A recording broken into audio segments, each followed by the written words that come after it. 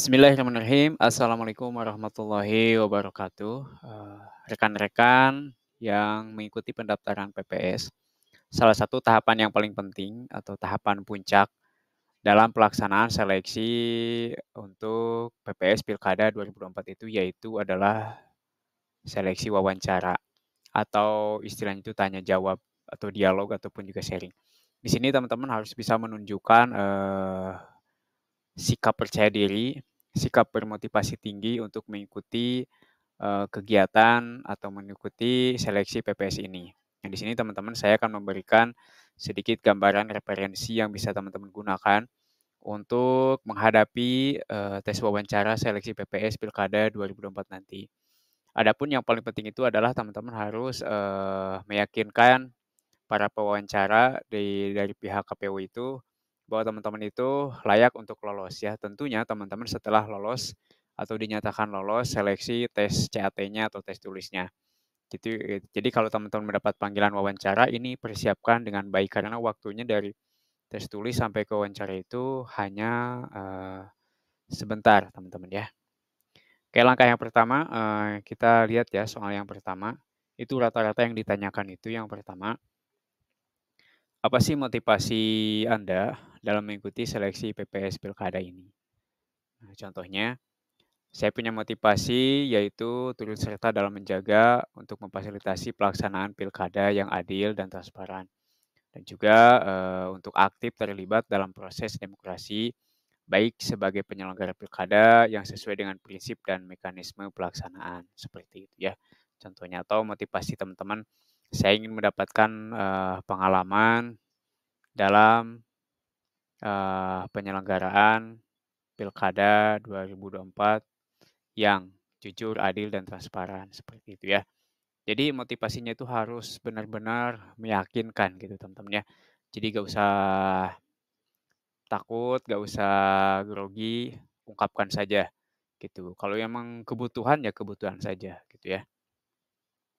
Kemudian selanjutnya teman-teman, apa yang Anda ketahui mengenai prinsip penyelenggaraan pilkada serentak 2024? Prinsip ini sama dengan asas penyelenggaraan pilkada atau pemilu ya teman-teman. Nah, teman-teman bisa menjawab, menurut pasal atau menurut Undang-Undang Pemilu, ada 11 prinsip penyelenggaraan pemilu, yaitu mandiri, jujur, adil, berkepastian hukum, tertib, terbuka, proporsional, profesional, akuntabel, efektif, dan efisien. Itu teman-teman ya jawabannya. Hafalkeun we nya. Kemudian selanjutnya teman-teman, ada pertanyaan kayak gini juga, apa yang Anda tahu atau ada berapa jumlah desa di wilayah kecamatan Anda? Coba Anda sebutkan contohnya ya. Ya saya tahu, ada 11 desa di wilayah kecamatan saya, contohnya di Kecamatan Banjarwangi. Salah satunya, Desa Talagasari merupakan desa wilayah tempat saya. Nah, di sini teman-teman juga harus mengetahui keadaan jumlah RW, contohnya ya, RT, dan jumlah dusun, ataupun juga nama kepala desa ya. Siapa tahu, mungkin dengan pertanyaan-pertanyaan seperti ini, jadi, mereka itu tahu, oh ternyata kita itu sangat mengenal wilayah desa kita gitu kan, seperti itu. Jadi kewilayahan itu sangat sangat berpengaruh terhadap proses seleksi wawancara. Jadi walaupun kita orang baru pertama kali mengikuti tes ini, tapi kalau kita benar-benar paham, kewilayahan gitu kan, di wilayah kita sendiri itu akan menjadi nilai tersendiri. Karena ini banyak sekali dipertanyakan. Jadi jawabannya harus tegas, harus tepat, dan harus sesuai. Kemudian juga ada pertanyaan tesnya seperti ini. Coba Anda jelaskan apa itu DPT, DPTB, DPK dalam pemilu. Nah, ini bagi KPPS yang udah mengikuti pemilu, contohnya menjadi KPPS pasti sudah paham betul ini ya. DPT itu adalah daftar pemilih tetap ya, yang memuat nama-nama pemilih yang memiliki hak pilih dan tercatat sebagai pemilih di, surat pemilu ya. Kemudian DPK itu daftar pemilih yang memiliki KTP elektrik, tetapi tidak terdaftar di DPT, atau DPTB yang memiliki hak pilih dan dilayani penggunaan hak pilihnya pada hari pemungutan suara. Jadi DPK mah daftar pemilih khusus ya, Singkatannya itu DPK, Daftar Pemilih Khusus. Kalau DPTB, Daftar Pemilih Tambahan. Nah, ini diperuntukkan bagi pemilih yang pindah memilih TPS ke TPS lain. Jadi dia dari TPS wilayah desa kita ke TPS wilayah yang lain, contohnya dari TPS 1 ke TPS 2, TPS 3, seperti itu ya. Jawabannya ini aja, singkat saja teman-teman ya. Kemudian, nah nanti di dalam pelaksanaan pemilu ada yang namanya model C6 KPU. Apakah Anda tahu ini jenis model apa? Nah, model C6 KPU ini kan kemarin yang KPPS pasti tahu, yaitu model surat pemberitahuan pemungutan suara kepada pemilih. Jadi surat pemberitahuan pemungutan suara yang diberikan kepada pemilih yang tentunya yang terdaftar di DPT. Itu ya, ini mah teman-teman baca-baca aja dulu ya. Kemudian selanjutnya, apa yang Anda ketahui tentang tugas PPS dalam penyelenggaraan pilkada? Nah, sebutkan aja teman beberapa gitu ya, supaya meyakinkan. Contohnya, nah mengacu pada peraturan KPU, tugas PPS secara umum dalam penyelenggaraan pilkada meliputi berikut ini. Atau langsung aja teman-teman, yaitu mengumumkan DPS atau daftar pemilih sementara. Ya, kemudian menerima masukan dari masyarakat tentang daftar pemilih, melakukan perbaikan data gitu kan. Kemudian melaporkannya kepada KPU melalui PPK. Kemudian melaksanakan semua tahapan penyelenggaraan pemilu di tingkat kelurahan atau yang disebut dengan nama lain yang ditetapkan oleh KPU Kabupaten dan PPK. Sebenarnya kan banyak ya tugasnya, tapi setidaknya teman-teman tahu ya, tapi jangan sampai jawabannya itu bertele-tele gitu ya, tidak sesuai. Jadi langsung aja yang sesuai jawabannya gitu, sesuai dengan peraturan. Kalau mereka bilang, "Oke, lanjut." Nah, gitu berarti nggak harus semuanya dijawab gitu, yang penting teman-teman mengetahui beberapa poin saja. Kemudian selanjutnya ada pertanyaan kayak gini, "Coba jelaskan juga apa itu wewenang PPS yang Anda ketahui, Pilkada 2024 nanti." Itu wewenangnya ya, membentuk KPPS. Nah, jadi, KPPS ini dibentuk nanti sebelum pelaksanaan pemungutan suara atau sebelum pelaksanaan pilkada, nanti dibentuk oleh PPS. Kemudian mengangkat Pantarlih. Pantarlih ini untuk memutakhirkan data DPT dari DPS ke DPT ya. Kemudian, nah ini teman-teman sebutkan saja ya, melaksanakan wewenang yang lain, melaksanakan wewenang yang diberikan oleh KPU, sesuai dengan perundang-undangan. Oke. Kemudian ada juga pertanyaan seperti ini. Ada sejumlah kewajiban yang harus dijalankan oleh anggota maupun ketua PPS dalam penyelenggaraan pilkada. Coba apa yang Anda ketahui mengenai kewajiban ini? Kalau kewajiban berarti sesuatu yang harus dilaksanakan ya. Yang pertama membantu KPU, yang kedua menyampaikan daftar pemilih kepada PPK, ketiga menjaga dan mengamankan keutuhan kotak suara setelah penghitungan suara di segel ini setelah kegiatan pilkada serentaknya ya. Kemudian melaksanakan kewajiban lain. Kayak gitu teman-teman ya. Ini tinggal dibaca aja poin-poinnya. Oke, selanjutnya coba Anda sebutkan sudah berapa kali pilkada serentak di Indonesia ini dilaksanakan. Tahun berapa saja? Contoh aja ya kalau ada pertanyaan kayak gini. Teman-teman langsung aja jawabnya. Pilkada serentak ini sudah dilaksanakan dari tahun 2015 sampai sekarang, tahun 2024. Itu sudah 5 kali, yaitu 2015, 17, 18, 20, dan 24 sekarang. Gitu ya. Kemudian ada juga pertanyaan seperti ini. Coba Anda sebutkan apa saja tahapan persiapan dalam pemilihan kepala daerah. Tentunya Pilkada 2024 ini sebenarnya sudah ada di website KPU ya, sudah ada di daftar pengumumannya. Ini teman-teman pelajari saja, ingat-ingat saja tahapan-tahapannya ya, gitu. Mulai pertama kan perencanaan program, kedua penyusunan peraturan. Ini sudah dilaksanakan dan sekarang tahapannya sampai ke pembentukan PPK, PPS, dan nanti KPPS.